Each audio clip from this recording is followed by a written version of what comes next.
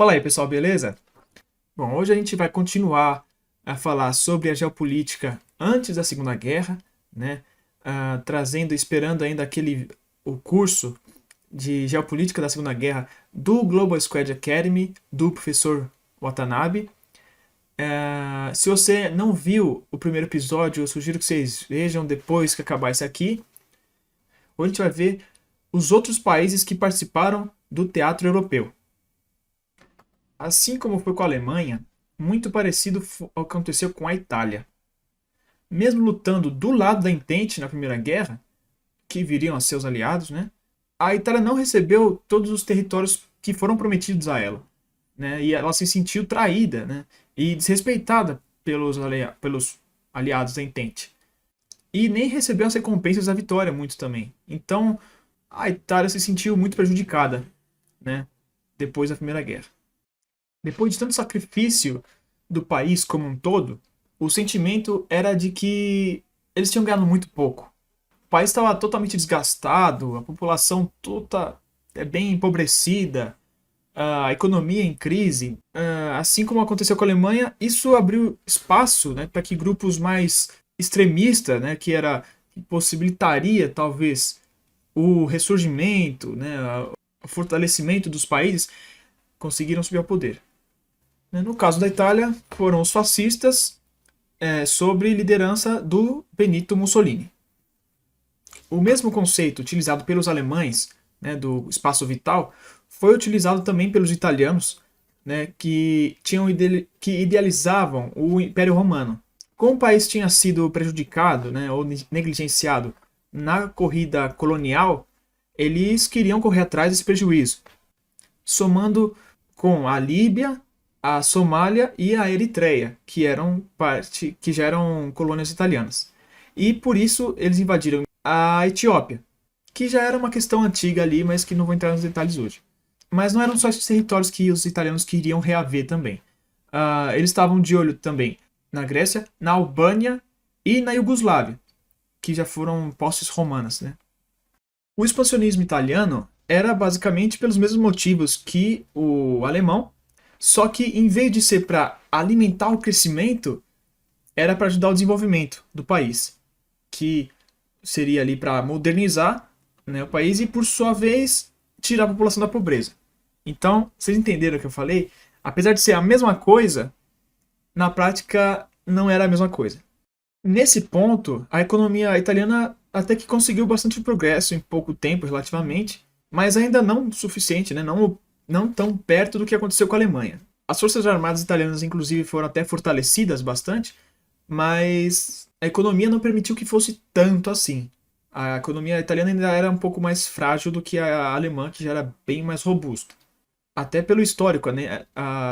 Os principados alemães eles eram bastante mais industrializados, enquanto os reinos italianos eram muito mais rurais. Então, para a Itália foi muito mais difícil consolidar seu poder econômico. Inclusive, a Itália estava se preparando para chegar no ponto desejado em 1942. Em 1939, eles não estavam tão prontos ainda. E não contavam também que seu principal aliado, que era a Alemanha, fosse puxar eles para um conflito global, né? O que atrapalhou ainda mais o processo de desenvolvimento deles, né? Para que eles conseguissem chegar num ponto mais legalzinho ali, economicamente falando também. O desempenho em campo dos italianos é muitas vezes ridicularizado, mas muitos desconhecem ou ignoram que eles tiveram que se preparar às pressas, né? E da forma que foi possível, né? Que muitas vezes não era o suficiente. Mas quando eles estavam bem preparados e tudo pronto, tudo certinho, o rendimento deles era muito bom. Tanto que até a própria raposa do deserto, o general Rommel, ele elogiou no seu diário o desempenho, a efetividade dos italianos que lutaram com ele, né? E um outro ponto também, os fuzileiros navais ali, na verdade, o que seriam os comandos anfíbios deles, eram extremamente importantes e foram muito bem na guerra, principalmente no começo dela.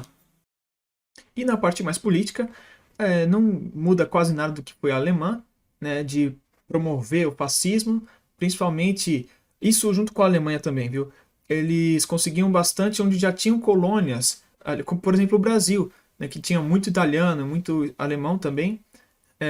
conseguiam usar essas colônias já estabelecidas para difundir um pouco pelos contatos, né? Já conseguiam influenciar um pouco ali, né? Então, em vários lugares que tinham as colônias italianas e alemãs, eles conseguiram ah, incentivar um pouco o crescimento, o surgimento e crescimento do fascismo nesses lugares, né? E também buscar expandir sua órbita ali, né, de influência, que foi o que aconteceu, culminou com a Bélgica, aliás, a Bulgária, a Romênia e a Hungria unindo para o eixo, né? E também culminou, da mesma forma que a Alemanha, na participação da Guerra Civil Espanhola no lado do Franco. Se o fim da Primeira Guerra foi bem traumatizante para a Alemanha, para a Rússia foi muito mais, para falar no mínimo, que depois ela veio se tornar a União das Repúblicas Socialistas Soviéticas. O país que já era totalmente atrasado, né, era totalmente rural, praticamente feudal, estava totalmente arrasado pela guerra. Tanto a guerra contra os alemães e austro-húngaros, quanto a guerra interna que veio depois. Após a vitória soviética, né, socialista, a mudança foi assim abrupta, né, foi bastante violenta, e as reformas foram acontecendo gradativamente, né, continuamente no país inteiro, até a época da Segunda Guerra Mundial e depois até o fim da União Soviética. Mas principalmente ali no período até a Segunda Guerra foi onde estava se consolidando ainda o modelo comunista soviético. E aconteceram, por exemplo, vários expurgos que prejudicaram muito o país em todos os aspectos possíveis, tanto econômicos quanto militares mesmo, que impactaram bastante, assim, de forma negativa a sociedade russa, como já falei. Desde 1917 até a Segunda Guerra, um dos objetivos nacionais fundamentais para a União Soviética era tirar o atraso do país, que é uma potência por natureza, né, um colosso monstruoso. Parecido com a Itália, eles queriam e precisavam reestruturar o país para poder se fortalecer e posteriormente virar uma grande potência mundial. Os russos até hoje usam o conceito do espaço vital, só que de uma forma um pouquinho diferente. Porque no caso deles, eles já têm um território muito grande e os recursos, né? Mas a ideia para eles é expandir as suas fronteiras com parceiros, quando possível, para colocar para o mais longe possível os inimigos. Essa foi uma das principais armas que eles usaram na invasão alemã, na Segunda Guerra, que possibilitou que eles fizessem um uso extensivo da terra abrasada e que possibilitou também os vários recuos estratégicos deles, até o momento do contra-ataque e por aí vai, que eu não vou entrar no ponto, não é o tema de hoje.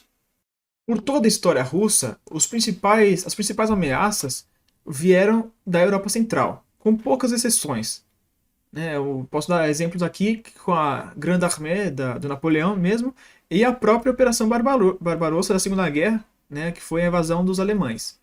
Como os alemães já tinham sido um problema na Primeira Guerra Mundial, os soviéticos perceberam que eles poderiam ser um problema de novo. Era um potencial problema de novo. Então, por isso, eles tinham que se fortalecer o máximo possível e se preparar para um possível confronto.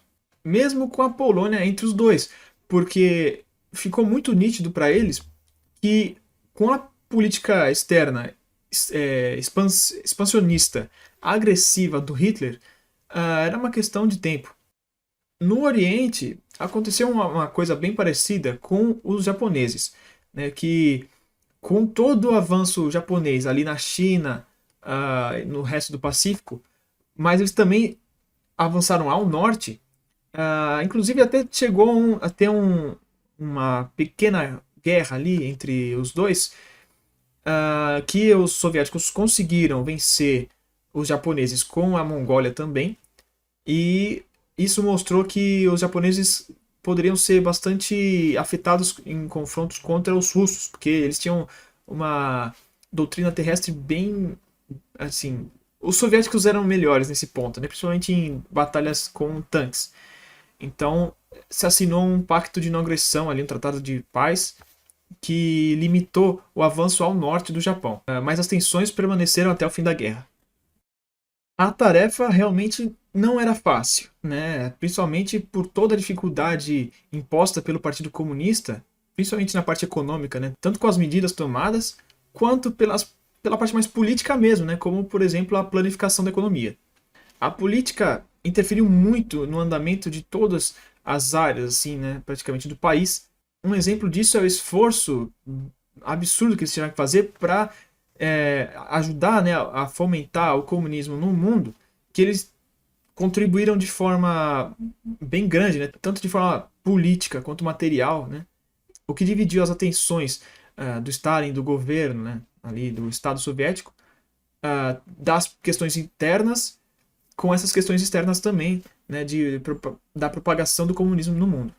O que acabou atrasando muito o desenvolvimento das repúblicas soviéticas, né? Tanto que, por isso que em 40 a invasão alemã foi muito bem sucedida porque os soviéticos ainda não estavam preparados e ainda estavam bem atrasados em vários aspectos, né, principalmente tecnológicos e militares.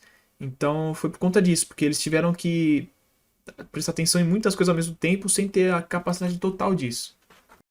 Outro ponto que requisitava bastante atenção do Stalin era o Cáucaso e junto do Mar Negro, né? Porque é onde existia a fronteira da União Soviética com a Turquia, que são seus rivais históricos. Até hoje tem uma boa desavença, né, entre os russos e os turcos, né, que foi um pouco contornada com Erdogan, mas que já voltou à tona porque é uma questão de muito tempo. Além de ser um local onde atraía naquela época, atrai hoje, muita atenção de muitos, né? Então, por todos os seus recursos ali, como eu já falei, os alemães precisavam de petróleo e eles queriam dominar o Cáucaso por conta disso, né? Então, isso é bastante importante. E além disso, como eu já falei em outro vídeo, o Mar Negro é extremamente importante para a Rússia porque tem a questão do acesso aos mares quentes, né? Porque é o único ponto da Rússia ali, até hoje, onde eles têm acesso ao mar, né? Acesso ao comércio mundial pelo oceano no ano inteiro. Porque os outros portos da Rússia, independente de onde for, tanto no Mar do Norte quanto lá em Vladivostok, são mares que no inverno não dá para navegar, eles não conseguem, os portos ficam fechados, né? Então o Mar Negro é extremamente importante para a Rússia. Por isso tem toda a questão da Crimeia até hoje também. Tá? Um outro ponto, né, nessa questão territorial que dificilmente chama atenção, até porque não houve um conflito ali, é a Ásia Central, né, que eram repúblicas socialistas soviéticas, e por exemplo a Cazaquistão, ali toda a parte da Ásia Central. Ali é como se fosse a parte mais frágil, é como se fosse a barriga da baleia ali. Se a gente pensar que a Rússia é uma baleia, é bem na barriga da baleia. Porque é onde poderia se entrar de uma forma mais facilitada, entre aspas, e cortar a Rússia da forma que se quer. Né? Por exemplo, chegando ali por trás, né, pela retaguarda de Moscou. Vamos pensar assim, acho que vocês entenderam o ponto, né? Por que essa preocupação? Porque apesar de ter a China, ali o Afeganistão, o Irã no meio, se fosse realizada uma grande pressão, eles poderia haver algum ataque tanto dos aliados, principalmente os britânicos, né, pelo rádio britânico deles. Então, ali era um local que precisava de uma atenção soviética, mas como eles acabaram entrando para os aliados, eles ficaram do mesmo lado e não precisou, né, ter tantas tropas ali, porque não teve combates por ali. Mas é um ponto de atenção que eles tiveram até o fim do Império Soviético e que até hoje é importantíssimo para a Rússia, tanto que eles têm até hoje sua influência muito grande ali e pactos com todos aqueles países lá, porque é uma parte imprescindível da segurança da própria Rússia.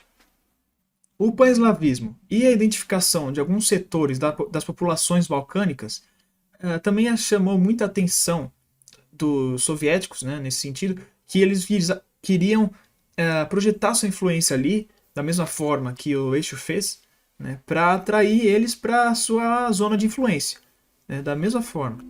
Assim como aconteceu também na Espanha, só que dessa vez contra o Franco. Né, os comunistas todos, né, lutaram junto dos democratas, na Guerra Civil contra o Franco, mas que eles perderam até porque eles tinham, imagina, comunistas e democráticos lutando do mesmo lado, no mesmo fronte ali não deu certo, né? Tiveram muitas coisas assim. Guerra Civil Espanhola, acho que merece até um vídeo próprio falando sobre ela, porque é muito peculiar. E, obviamente, o lado republicano, com todas essas diferenças, não tinha como ganhar, né? Mas a ideia foi a mesma, de projeção de influência e conseguir, assim, propaganda e conseguir treinar um pouco suas tropas ali e ver como que elas saem em combate, né? Por toda essa questão ideológica, né, que depois da Segunda Guerra ficou muito evidente, né, que ocasionou a Guerra Fria, os comunistas eram totalmente avessos às democracias, né, aos capitalistas. Esse é um grande ponto que possibilitou o Pacto Ribbentrop-Molotov, que, para quem não sabe, é um pacto de não agressão que a Alemanha fez com a União Soviética antes da guerra, que foi um grande alívio para o Stalin, né? Que se ele tivesse sido cumprido, claro, né? Que seria o tempo necessário para que ele conseguisse se fortalecer nesse tempo todo, né? Que as estimativas, né, que eles pretendiam se fortalecer até o início ali também da década de 40, né? É o tempo que eles achavam que eles estariam mais ou menos prontos. Esse tratado foi quase uma aliança, né? Assim, do ponto de vista dos capitalistas, então isso assim preocupou muito o pessoal naquela época. Então, de certa forma, foi uma vitória diplomática dos dois, né? Do bloco fascista, mais da Alemanha, né? E dos soviéticos. Só que ele era foi um fiasco, na verdade, né? Ele seria muito importante para os dois se ele tivesse sido respeitado, e como não foi, foi um fiasco e atrapalhou bastante, né?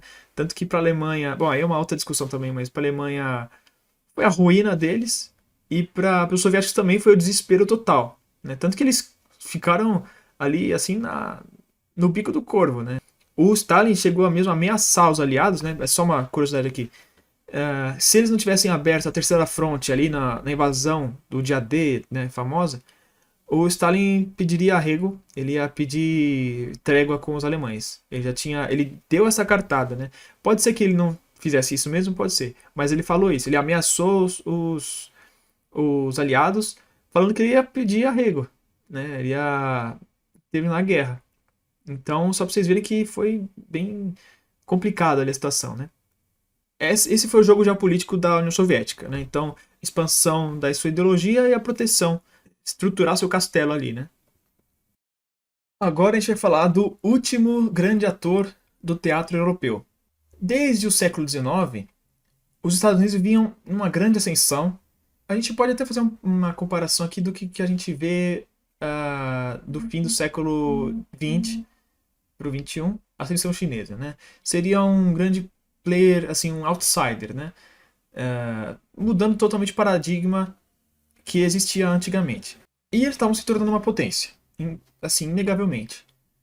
A doutrina Monroe foi, na verdade, o grande X da questão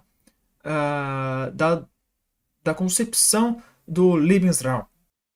A participação americana na Primeira Guerra contribuiu extremamente para que eles ampliassem seu poder, né, e sua influência no mundo. Tanto que eles saíram da 17ª economia para a quinta. Então isso não é pouca coisa também. Só que, assim como foi no início da Primeira Guerra, eles eram totalmente isolacionistas, o que é curioso a gente pensar hoje em dia, né? E eles não queriam nada mais do que o comércio com as potências europeias, né? Ou com todos os países ali fortes nesse ponto. Tirando, né, assim, com exceção da Grã-Bretanha, que eles tinham uma proximidade maior, então tinham os laços um pouco mais próximos.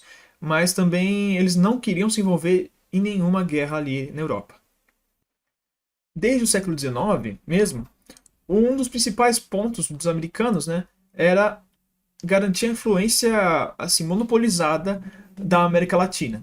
Só que com a ascensão dos regimes fascistas, eles começaram a botar em xeque essa questão também, influenciando bastante até alguns países aqui da região.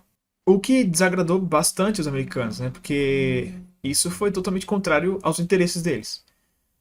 Só que eles não. Nada que fosse assim, ao ponto de querer confrontar abertamente, né?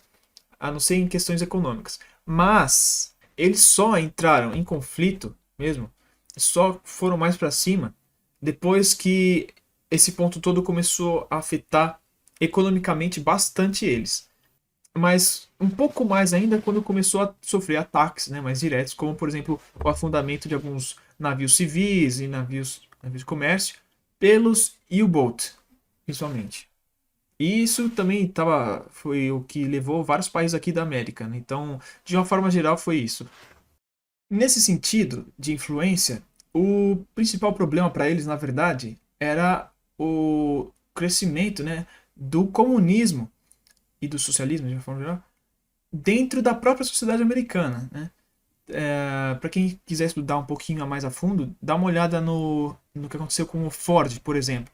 Os sindicatos já estavam bastante atuantes ali e estavam afetando bastante a economia do país inteiro, né? Principalmente com as grandes empresas, né? Grandes montadoras principalmente, mas outras grandes empresas também.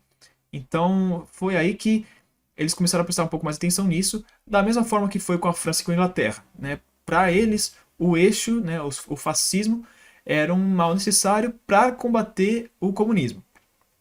E até, fazendo um parênteses aqui, por isso que foi um soco no estômago quando saiu o pacto Ribbentrop-Molotov. Tanto para os americanos, mas muito mais para os franceses e britânicos, que até aquele momento os americanos não tinham, entre aspas, nada a ver com isso.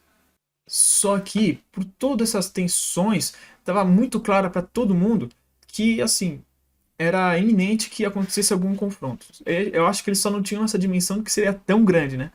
Mas eles sabiam que uma hora ou outra ia começar a estourar guerras. Até a deflagração da Guerra Civil Espanhola, a disputa era claramente pela influência e pelo comércio, na América Latina, isso. Já nessa guerra, apesar de o governo, né, o Estado americano, ter se tornado totalmente não intervencionista, né, totalmente isolacionista, ele até incentivou que fossem voluntários. Né? Então, foram muitos americanos lutarem lá pelos republicanos também. E, como eu já falei, não deu muito certo. Né? Mas, então, isso já mostrou um pouco ali como estava o sentimento ali, como estava um pouco o pensamento dos americanos também naquela época.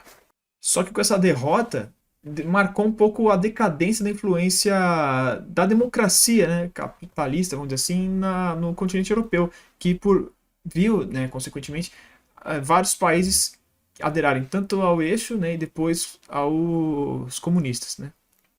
Depois do fiasco que foi esse conflito, o não intervencionismo ficou ainda mais forte no país, né, que também demonstrou que eles não estavam preparados para nenhum conflito moderno, né, naquela época, e isso até levou eles a se prepararem um pouco melhor, investirem um pouco mais nas suas forças armadas, né, na modernização dela. Ah, e foi um dos motivos da demora até da participação americana, né, que demorou bastante depois disso, mas ela também aconteceu de uma forma natural, né, porque até pela forma que ela foi, né, que eles foram atacados, mas também pela parceria com os britânicos, né, ela uma hora ou outra aconteceria, né, assim como foi na Primeira Guerra, que apesar de eles estarem sido atacados bem pouco, como foi também na Batalha do Atlântico, vamos dizer assim, né, com os U-boats, mas o pedido de ajuda dos britânicos, tudo mais, eles acabariam entrando na guerra, né? Mas resumindo bastante o que foi esse conflito, a Segunda Guerra foi um grande vórtice assim que atraiu todo mundo para, que sugou todo mundo, né? Então, resumindo para facilitar o entendimento, né? A geopolítica americana naquele momento era de não intervenção. Eles pensavam que eles tinham mais o que fazer, né? E prestar atenção no que acontecia dentro deles, em vez de ficar querendo se meter no resto do mundo, o que é muito interessante, né? Muito engraçado a gente para pensar o que é hoje. Mas era isso, e também a expansão da influência americana no resto do continente americano, principalmente. Né? Então, garantir a zona de influência americana em todo o continente americano. De forma geral, é isso. E começou a mudar um pouco depois da Segunda Guerra, que foi durante a Segunda Guerra, na verdade, que eles se transformaram muito. Né? Foi uma mudança muito grande interna dos Estados Unidos, que foi de quando eles realmente se tornaram uma superpotência absurda, né? Que eles vieram até a se tornar a potência do mundo. Então, esse foi o vídeo de hoje, né? Eu espero que vocês tenham entendido também. Acho que, assim como foi o outro, né? Espero que tenha aberto um pouco os horizontes, né, do entendimento de vocês sobre o que foi a Segunda Guerra, né? O palco, né, o teatro de operações europeu foi bem complexo, né? Eu planejo fazer no futuro vídeos falando da parte mais estratégica de como se desenrolou a guerra, que é muito mais complexo do que a gente vê por cima, né? Que vê nos filmes e jogo e tudo mais. Então, é isso, né? É uma coisa que precisa de bastante estudo, de bastante tempo. Não é uma coisa que pode ser dita tão facilmente. Mas eu acho que como base a gente tem que entender as motivações dos países, né? Porque estudar a guerra em si é uma coisa, mas você tem que entender o porquê que os países entraram nessas guerras, né? Então, eu acho que nesse momento, com esses vídeos, vocês estão começando, ou estou possibilitando que vocês entendam um pouco disso, né? Então, se por acaso tiver alguma dúvida, não hesitem em deixar aqui embaixo nos comentários que eu vou buscar responder ou pelo menos vou direcionar as suas pesquisas, né? Assim, porque eu também não sou o dono da verdade, eu também pesquiso, estudo para poder falar para vocês. Por hoje é isso. Por favor, se inscreve no canal, deixa o like, comenta, né, suas críticas e sugestões ou perguntas, como eu falei. E o principal de tudo, como eu falo sempre, é compartilhar o vídeo. Porque assim, eu preciso chegar pelo menos em 1.000 inscritos, gente, para conseguir fazer as coisas legais aqui que o YouTube tem. Porque, por exemplo, eu só consigo falar com vocês pelo vídeo, mas tem coisa que não dá, né? Não é legal falar pelo vídeo, coisa mais participar, as coisas da comunidade, tudo mais. Então, me ajudem com isso para eu conseguir melhorar o meu canal e conseguir fazer coisas mais legais para vocês também. Então, por hoje é isso. O próximo vídeo eu vou falar um pouco do Teatro do Pacífico e espero vocês lá. E é isso. Obrigado, pessoal.